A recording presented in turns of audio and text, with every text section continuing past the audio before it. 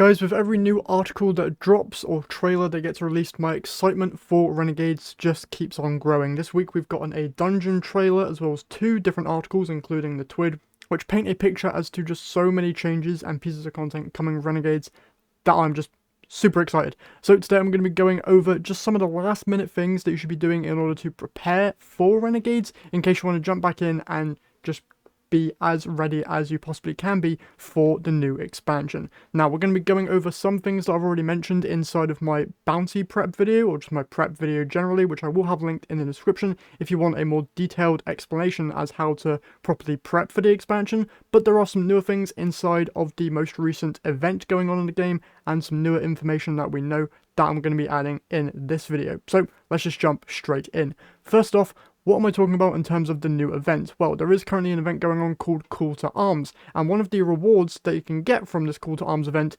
are these Lawless vouchers, which contain tier 3 or higher new gear, weapon or armor pieces, enhancement cores, and every 4 procurements opened will grant you a consumable that guarantees a prime engram reward from your next activity completion. Now, the main thing to note is that these cannot actually be opened until the next season or major update, and due to them being called Lawless vouchers, these are meant to be opened once Renegades goes live so that you can get a head start at acquiring some of the new gear, weapons and armor pieces. Now, in the most recent trailer we did see some dungeon weapons and armor. I am assuming that those pieces of gear are not going to be included within these vouchers. I'm assuming that the only pieces of gear you're going to be able to get from this are the stuff that we've already seen outside of the dungeon trailer.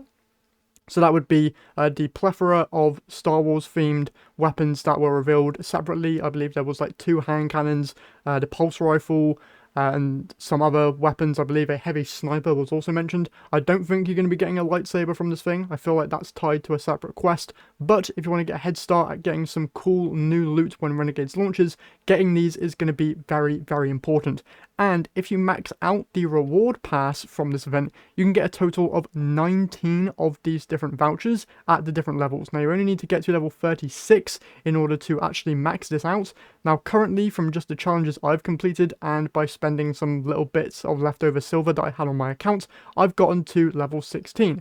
And in total, I have obtained 9 of these vouchers, so I believe if I get lucky this will be enough for me to get every single one of the new weapons and maybe some new pieces of armor. I'm mainly saving these because I want the weapons because they look really, really cool, but if you're interested in the armor for the drip or maybe the set bonus that they come with, you can also hold on to these for those. Now, in terms of maxing out this pass as fast as humanly possible, you do not need to actually go in and worry about your different scores. As you can see here, my scores are the worst they could possibly be, and I've been getting a whole load of these. You're mainly wanting to go and complete the different daily and weekly challenges that you see here. The weekly challenge is going to give you the most amount of XP and just requires you to play all of the different activities that you see here, which is very, very easy to do. And then these daily challenges are just literally requiring you to get kills with the different weapons that you earn from this event. Now, the best way to get these done, in my opinion, is to literally just go into the Last Wish raid and get a Shuro-Chi checkpoint, either from the bot or just use the wish wall,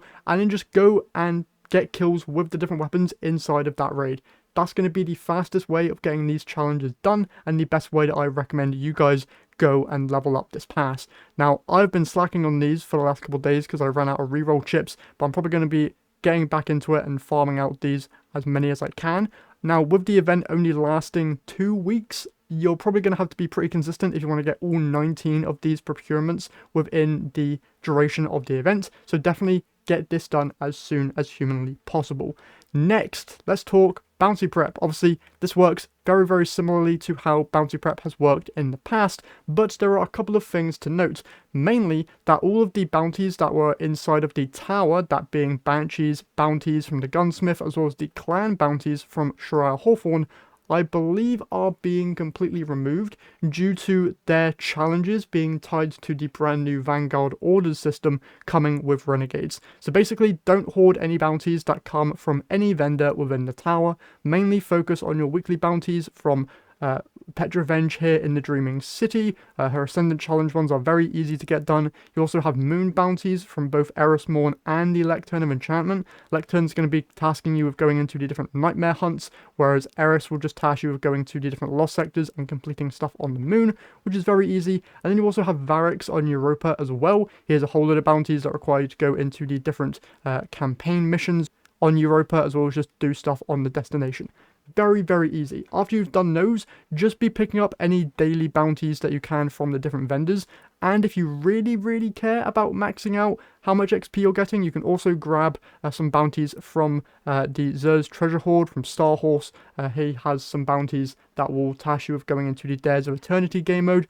I'm not really bothering with that because I can't be bothered to do dares, but if you have the space and you really, really care about maxing out how much XP you're getting, definitely go and grab those.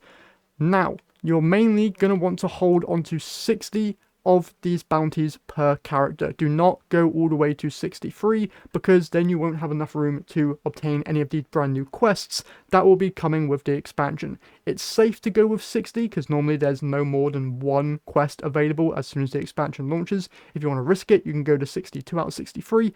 But there is the chance that there might be multiple brand new quests immediately thrown your way when the expansion launches, so just hold on to 60 on each character if you want to be on the safer side. Now, other than that, this season has some pretty decent weaponry that you should be probably getting your hands on, as well as some really good looking exclusive ornaments. I really, really wanted this level 110 helmet ornament because it looks just really, really good and glows shade.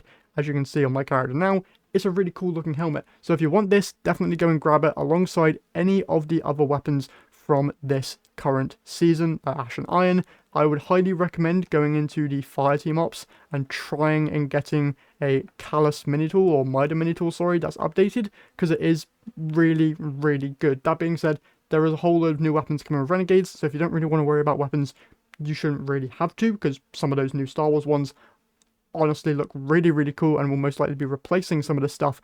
But I would highly recommend getting a Mida mini tool at the very least, as well as getting any of the weapons from the current Call to Arms events. The main one I'm going to recommend that you 100% get your hands on is a Synestia sword with Eager Edge, because it's just the only currently up-to-date sword with Eager Edge, and it's definitely worth getting. Final notes here are in terms of exotics.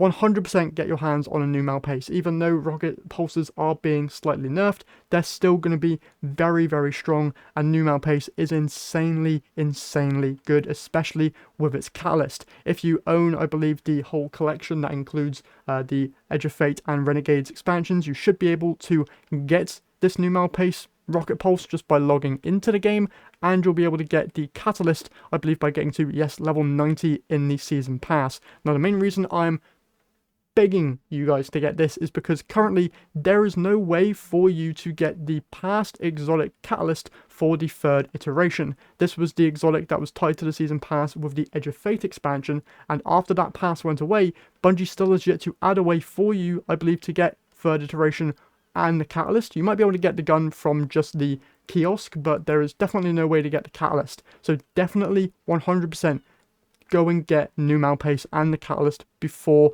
Renegades launches in a couple weeks, because you literally won't be able to get them, I'm pretty sure. Once again, not 100% on the weapon. I believe they just add that to the kiosk in the tower, but the Catalyst, 100%, you just can't get it. So definitely go and grab that before Renegades launches. And I believe that is literally everything. Just really go and get whatever pieces of gear and loot you want before Renegades launches, because with new stuff coming in, some stuff might be replaced. Not 100% sure on that, but it's worth getting nonetheless, especially if you're wanting some smoke jumper armor pieces, because the set bonus, at least a 2-piece, is very, very good.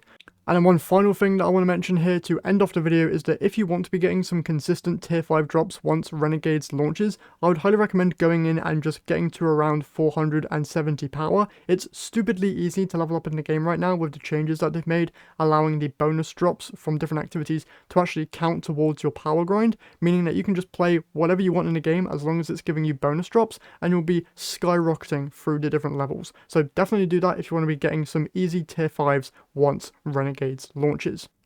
And that, guys, is everything that I recommend you guys do in these last couple of weeks before Renegades. Obviously, we're going to be learning more about the expansion over these next couple of weeks with more articles coming out. So if you want to be up to date, as always, be sure to stay subscribed to the channel so you don't miss any information that drops. And if you haven't subscribed already, if you could, I would very much appreciate it. But with that said, that is it from me here today. So I hope you guys have enjoyed, and I'll see you all in the next one.